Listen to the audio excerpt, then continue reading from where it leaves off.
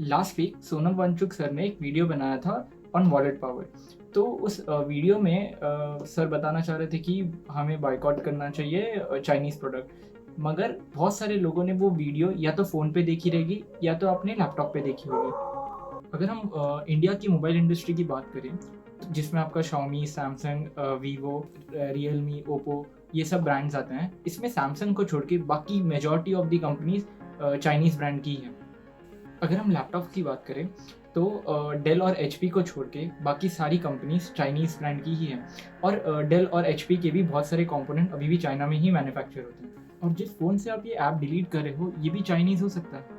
अगर हम recent Realme की वॉच का सेल देखेंगे तो 2 मिनट में 15,000 से भी ज़्यादा वॉच बिक गई।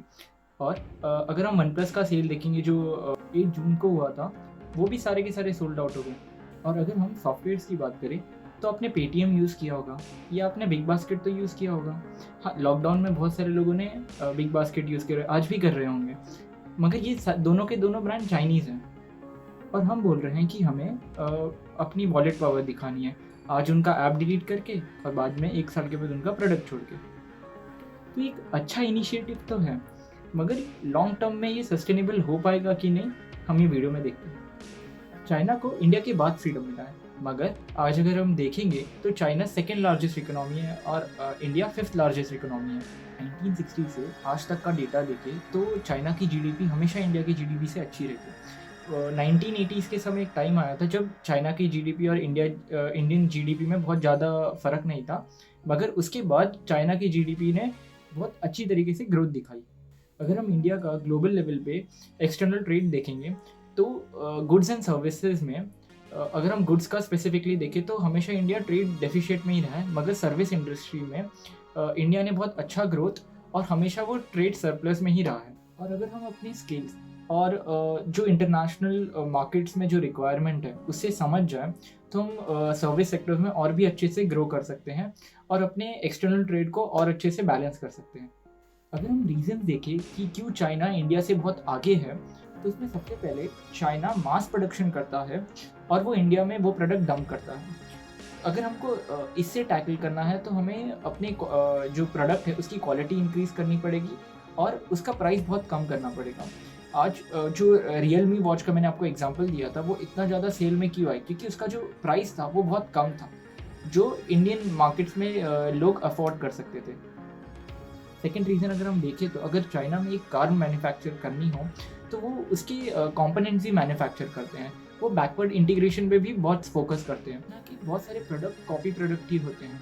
वो एप्पल का डमी प्रोडक्ट या फिर क्लोन प्रोडक्ट बना लेते हैं और उसको बेच देते हैं। इससे क्या उनका R&D कॉस्ट बहुत कम हो जाता है।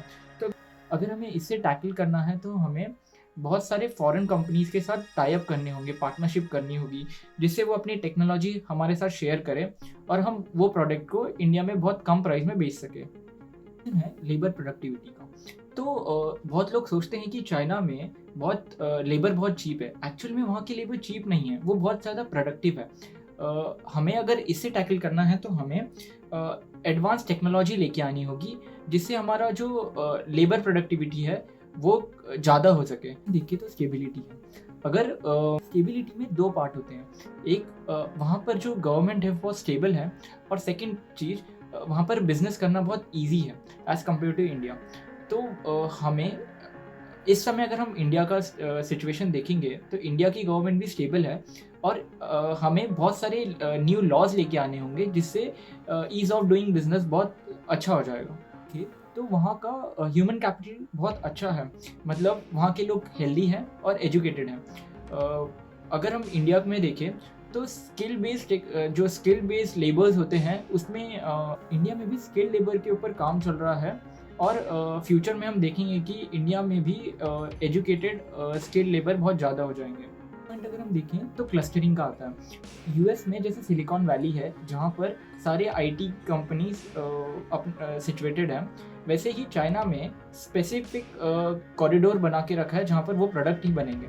तो ऐसा इंडिया में भी आगे चल के होने वाला है। जो आपने स्टिमुलस पैकेज देखा होगा उसमें बहुत सारे पॉइंट्स इसी क्लस्टरिंग के ऊपर हैं। सेकंड पॉइंट है इंफ्रास्ट्रक्चर का। तो चाइना में कनेक्टिविटी बहुत अच्छी है। वहाँ पर पोर्ट और इंटर ट्रांसपोर्टेशन बहुत अच्छा है।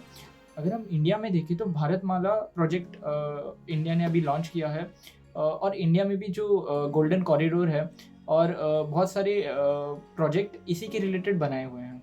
इसमें क्लास पॉइंट है कि चाइनीज़ गवर्नमेंट चाइनीज़ कंपनीज़ के साथ काम करती है, मगर ऐसा इंडिया में हो नहीं पाएगा, क्योंकि अगर आप इंडिया में देखोगे तो अगर कोई भी गवर्नमेंट कंपनीज़ के साथ अगर कोई रिलेशन बनाती है तो आप लोग बोलते हैं ये बिक गई है गवर्नमेंट, अब गवर्नमेंट में कुछ नहीं है। तो आपने मेरे अगर पॉइंट्स देखे होंगे तो उसमें मैंने बताया है कि क्यों चाइना आगे है और हमें क्या मेजर्स लेने पड़ेंगे जिससे हम चाइना से कम्पीट कर पाएँ। इसमें से कुछ मेजर्स अभी भी इंडियन गवर्नमेंट ले रही है और आगे चल के उन्हें कुछ मेजर लेने पड़ेंगे। अगर हम स्पेसिफिकली इंडिया और चाइना की एक्सटर्नल ट्रेड को देखें तो इंडिया 17 बिलियन डॉलर्स के गुड्स एक्सपोर्ट करता है, जो अराउंड 5.3% है टोटल एक्सपोर्ट के, और India around 68 billion US dollar के गुड्स इंपोर्ट करता है चाइना से, जो अराउंड 14% है इंडिया के टोटल इंपोर्ट का। इंडिया इंपोर्ट करता है चाइना से, उसमें सबसे पहला है इलेक्ट्रॉनिक इक्विपमेंट जो अराउंड 35% है। इसमें आपके मोबाइल फ़ोन, लैपटॉप्स और वॉचेस आ जाती हैं। जो सेकंड चीज़ है मशीनरी, जो आपके ऑटो इक्विपमेंट के जो ये रहते हैं स्पेयर पार्ट रहते हैं वो इसमें आ जाते हैं, ये अराउंड 18% है। ऑर्गेनिक केमिकल्स, तो इंडिया चाइना से एपीआई ऑर्डर करता है जिसमें आपके एंटीबायोटिक्स, सॉल्ट्स और कुछ एसिड आते हैं, ये अराउंड 10% है। और कुछ एक्सपोर्ट जो इंडिया करता है उसमें है कॉटन, जो अराउंड 14% है, तो ये रॉ कॉटन हो जाता है। आप इंडिया एक्सपोर्ट करता है वो है आपके ओर्स, तो इसके अंदर आयरन ओर हो गया, जो भी मेटल बनाने के लिए जो भी ओर चाहिए रहता है वो इंडिया चाइना को एक्सपोर्ट करता है। और थर्ड है केमिकल्स, तो इंडिया फाइनल मेडिसिन का बहुत बड़ा एक्सपोर्टर है और मेडिसिन ये यहाँ से चाइना को एक्सपोर्ट करता है। तो अभी बताया कि हम इस समय कैसे चाइना पे डिपेंडेंट है, और इस समय हम चाइना से वॉलेट वॉर के लिए रेडी नहीं हैं, क्योंकि हमें बहुत सारे कंपोनेंट के लिए अभी भी चाइना पे ही डिपेंड होना पड़ता है। अगर आपको कोई व्हीकल बनाना है या आपको मेडिसिन बनानी है तो उसका जो रॉ मटेरियल है वो अभी भी चाइना ही हमें एक्सपोर्ट करके दे रहा है। तो हम इस समय तो चाइना से एक वॉलेट वॉर नहीं कर पाएंगे, मगर हमें अभी से अपने आप को रेडी करना होगा जिससे हम फ्यूचर में चाइना से अच्छे प्रोडक्ट बना सकें और उसको इंटरनेशनल मार्केट में बहुत अच्छी तरीके से हम सेल कर पाएँ। और इसमें आपको सोनम सर और इंजीनियर्स और बहुत सारे एंटरप्रेन्योर को साथ में लोगों की हेल्प करनी होगी, जिससे हम अच्छे प्रोडक्ट बना पाएँ और उसे अच्छे प्राइस पे बेच सकें। आई होप आपको मेरी वीडियो अच्छी लगी होगी। अगर अच्छी लगी हो तो लाइक दो, शेयर करो। अभी तक मेरा चैनल सब्सक्राइब नहीं किया तो सब्सक्राइब करो।